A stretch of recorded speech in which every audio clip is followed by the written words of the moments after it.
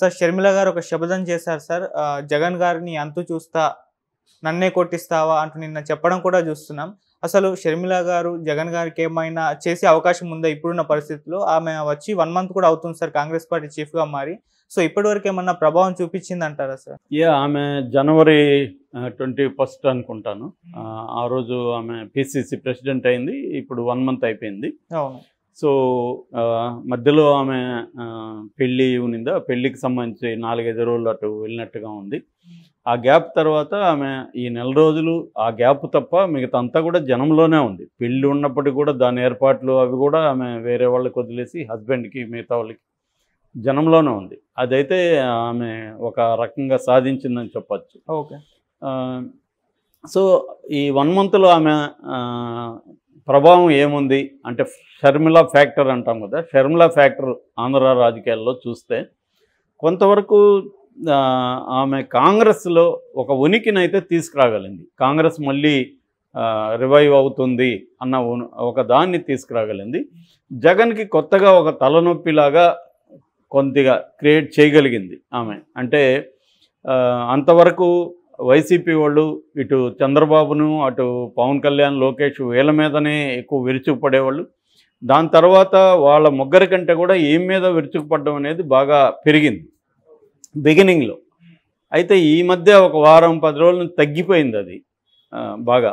మళ్ళీ ఇప్పుడు ఏమన్నా పెరుగుతుందేమో చూడాలి. ఎందుకంటే ఆమె మళ్ళీ ఇప్పుడు పెంచుతుంది కాబట్టి తగ్గింది. ఓవరాల్గా కొంతవరకు వైసీపీ వాళ్ళు కూడా ఏమర్థమైందంటే బిగినింగ్లో వాళ్ళు ఏమనుకున్నారంటే ఈమె ప్రభావం బలంగా ఉంటుందేమో అనుకున్నారు.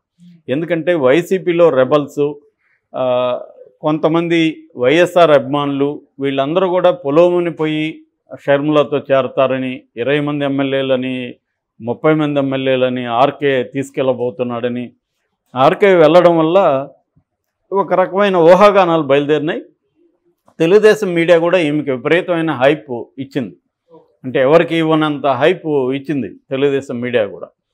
ఎందుకంటే జగన్కి ఈమె వల్ల నష్టం ఉండే అవకాశం ఉంది, ఈమె జగన్ ఓటు బ్యాంక్ని ఎంతో కొంత చీలుస్తుంది అని. దీంతో రకరకాల పుకార్లు కూడా వచ్చాయి. చంద్రబాబు వీళ్ళకి ఫైనాన్స్ చేస్తున్నాడని, చంద్రబాబు ప్రతి నియోజకవర్గంలో జగన్ని ఓడించడానికి, ఓట్లు చీల్చడానికి, జగన్ ఓట్లు వీళ్ళకి ఆ క్యాండిడేట్లకు కూడా ఫైనాన్స్ ఇస్తున్నాడని, తర్వాత విజయమ్మ కూడా ఈమెతో చేరబోతుందని, తల్లి కూతుర్లు కొడుకు అన్న మీద విపరీతమైన పోరాటం చేయబోతున్నారని, ఇలాగా రకరకాల ఊహాగానాలు వచ్చాయి.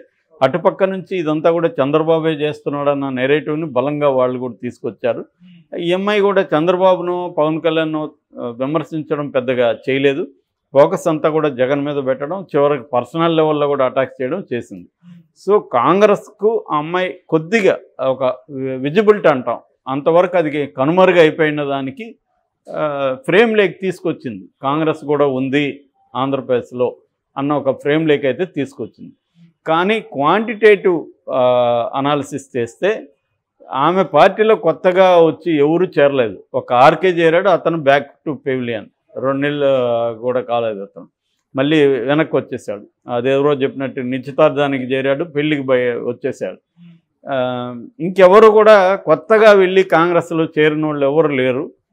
పోనీ కాంగ్రెస్లో ఉన్న వాళ్ళు ఎవరన్నా విపరీతమైన యాక్టివ్ అయిపోయారా, అది కూడా లేదు. ఆ రఘువీరారెడ్డి వాళ్ళు ఊరికే తిరుగుతున్నారు. ఆయన ఎవరు, ఆత్మ పరమాత్మ ఆయన ఉన్నాడు కదా, కేవీపీ రామచంద్రరావు, ఆయన రంగంలోకి వచ్చాడు తప్ప, ఆయన 1-2 ఇంటర్వ్యూలు చెప్పాడు తప్ప ఆయన ఎవరు పట్టించుకునేవాళ్ళు లేరు ఇవాళ.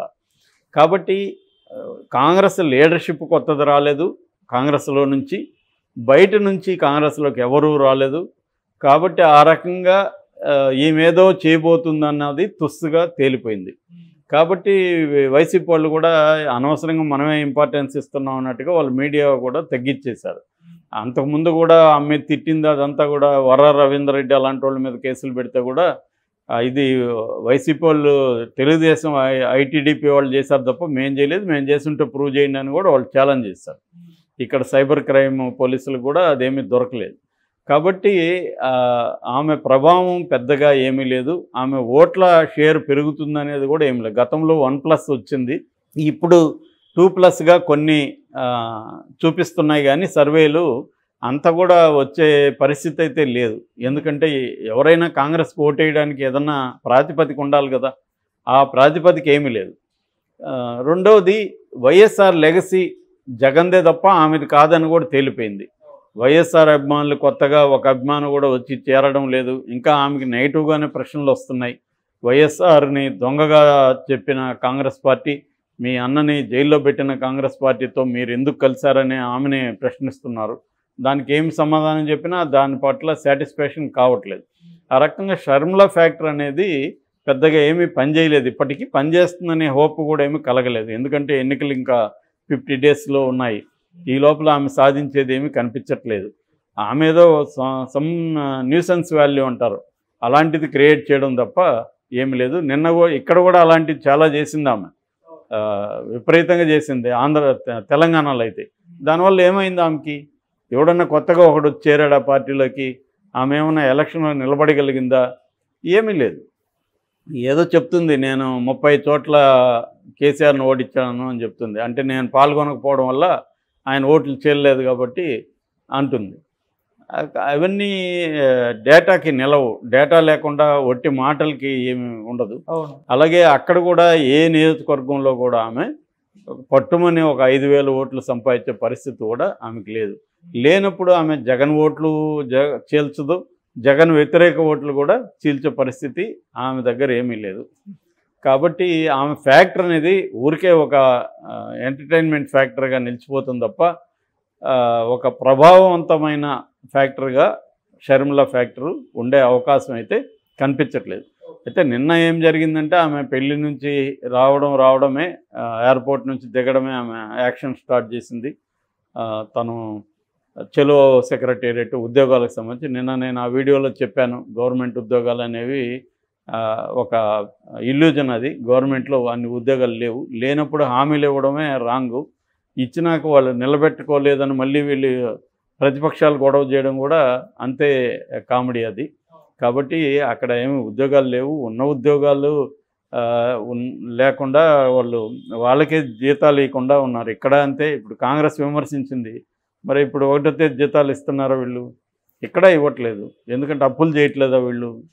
భయంకరంగా అప్పులు చేస్తున్నారు. వచ్చిన వారానికి అప్పులు చేశారు. కాబట్టి ఇవాళ ఏ ప్రతిపక్షమైనా అధికార పక్షమైనా ప్రజలకి డబ్బులు ఇవ్వడము, ఇంకోటి ఇవ్వడం అనేది ఎక్కడి నుంచి చేస్తారు? మళ్ళీ ప్రజల నుంచి తీసుకోవాల్సిందే.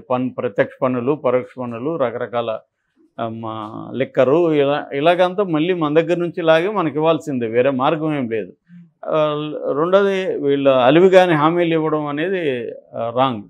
సో ఈమె ఇప్పుడు వెళ్ళి ఉద్యోగాలు ఇవ్వమని కొట్లాడడం వల్ల జగన్ చేసేది ఏమీ లేదు. ఇవాళ అతను చేయాలనుకున్న చేయడు. ఎందుకంటే అతను ఇచ్చిందే రాంగ్ ప్రామిస్. జాబ్ క్యాలెండర్ లక్షల్లో ఉద్యోగాలు అనేది ఏం చేయలేరు. మొన్ననే అమిత్ షాని ఇదే ప్రశ్న అడిగారు, మీరు సంవత్సరానికి 2 కోట్ల ఉద్యోగాలు ఇస్తారు అన్నారు కదా అంటే, ఎవడయ్యా చెప్పింది మీకు?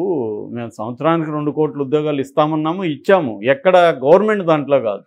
మీరు ఈ పాత వామపక్ష మేధావులు ఇంకా గవర్నమెంట్లో జాబుల గురించి మాట్లాడుతున్నారు. మేము 10 ఏళ్లలో 10 లక్షల కోట్ల విలువైన ఇన్ఫ్రాస్ట్రక్చర్ నిర్మించాం దేశంలో.